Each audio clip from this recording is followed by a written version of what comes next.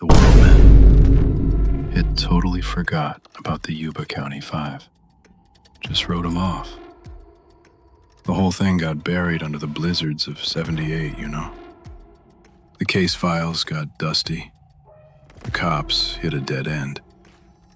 And the families, man, the families were left with nothing but ghosts and a hole in their lives that could never be filled. But here's the thing about a story like that. It doesn't just fade to black. It's like a bad signal on a radio. It just keeps crackling, waiting for someone to tune back in. So, picture this crew. A bunch of kids, really, decades later, with more guts than brains. Urban explorers, they called themselves. YouTube thrill seekers. Their leader was this guy, Leo, totally obsessed with the weird, the unexplained. He was the kind of guy who'd fall down a rabbit hole and just keep digging. And he'd dug his way straight to the Yuba County Five. He's the one who laid it out for the rest of them, his breath smoking in the freezing air of his junker truck as they bounced up this gnarly, washed-out Forest Service road. They called him the All-American Boys, he said, all serious. Just 5 dudes, a night in February. They go to a basketball game, they pile into a car, and then they just ghost, vanish. Their ride is found, right? Locked up tight from the inside, keys still in the ignition. Hell, their warm jackets are just sitting on the seats. It's like they saw something and just bailed into a total whiteout. 4 of them turned up later, scattered across the mountains, frozen solid. The 5th guy, Gary Mathias, poof, gone without a trace. But the part that will really mess you up, the part that doesn't make a damn bit of sense, is about Ted Weir. They found him in this dinky, forgotten Forest Service cabin. And get this, the dude had been holed up in there for months. We're talking a whole shelf of canned food, like beans and soup and crap. A pot-bellied stove that worked just fine. Everything he needed to ride it out. But he didn't. He just sat there and starved to death. The official report said he was mentally challenged and couldn't figure it out. But come on, man. You don't need to be a genius to open a can when you're starving. Something else was going on. Something kept him in that room. So this crew, they get it in their heads to go find that cabin, to see it for themselves. They're hiking through this deep, crunchy snow, everything all quiet and pristine. And then they see it. It's not the original car, but it might as well have been. This old beat-up sedan, half-eaten by a snowdrift, windows all frosted over. Spooky as hell. Maya, she's the one filming.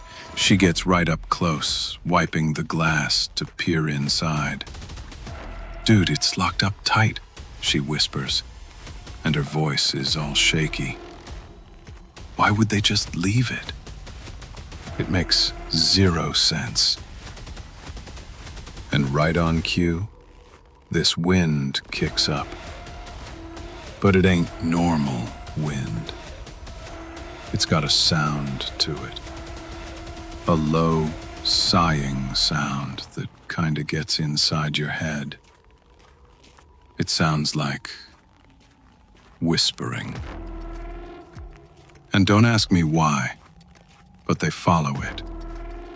They get this dumb idea to follow the sound, trekking for hours down this overgrown trail as the daylight starts to bail on them. And then they find it. The cabin. It's this little shack, looking all dead and sad. Windows like black, empty eyes.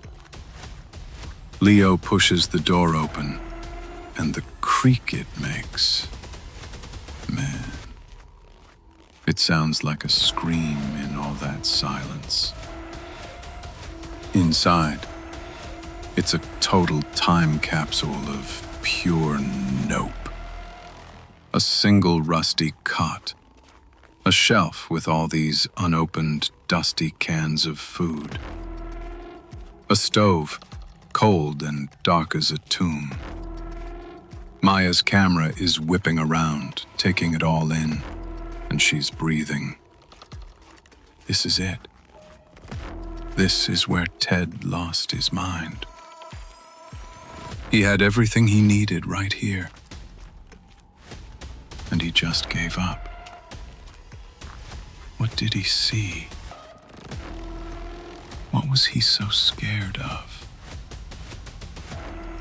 And then, boom. A blast of freezing air rips through the place, and their lantern just quits. For a second, it's pitch black, and in that blackness, the whispers come back. Not just one voice, but a bunch of them, all talking over each other, scared out of their minds. Can't go out there. They're in the trees, man. They're right there.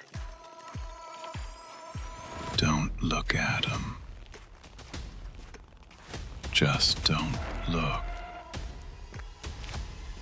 Well, that was it for them. They had totally lost their nerve. They booked it out of there, hauling ass back through the woods. The whispers chasing them, getting louder and more desperate. They didn't even realize they were a man short until they burst into the clearing where their truck was parked. They were all there, panting, hearts hammering. Except Maya. Maya was gone. They're screaming her name, but the woods just swallow the sound. It's dead silent now. The whispers have stopped. It's even worse. Frantic, they run back to the only landmark they know, that abandoned car.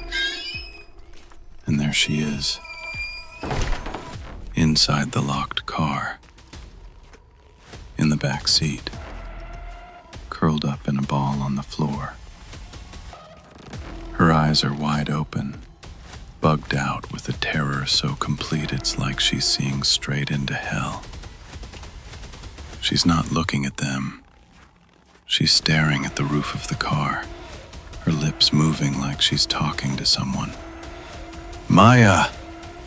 Leo is screaming, pounding on the glass, but she doesn't even flinch. She just slowly shakes her head, a single tear cutting through the dirt on her face. And then her hand shoots up and slams against the window.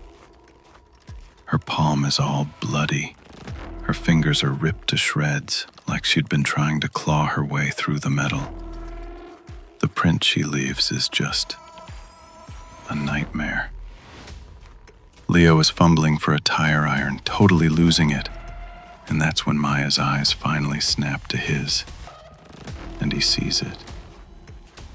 It's not, help me. It's, run.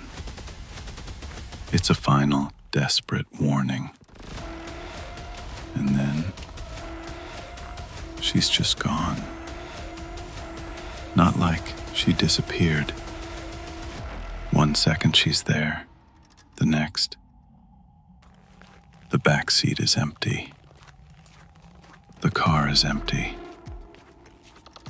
All that's left is that bloody handprint on the glass. already starting to freeze over. They never found a trace of her.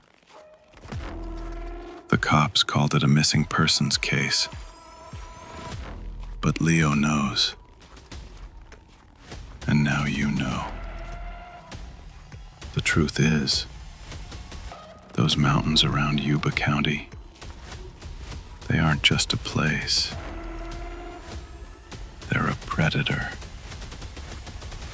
A hungry thing that doesn't kill you with teeth or claws. It gets inside your head. It uses the cold and the dark to mess with you, to turn you against yourself. It whispers the worst shit you can imagine. It makes you see things.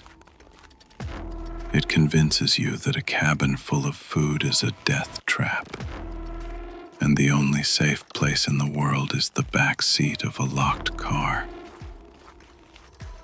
Until it decides it's hungry again. And sometimes, when the snow is deep and the wind is right,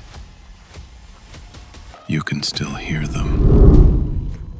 The 5, now 6, and they're always listening for the next car to pull off the road. The whispers of Yuba County. And dude, they are always hungry.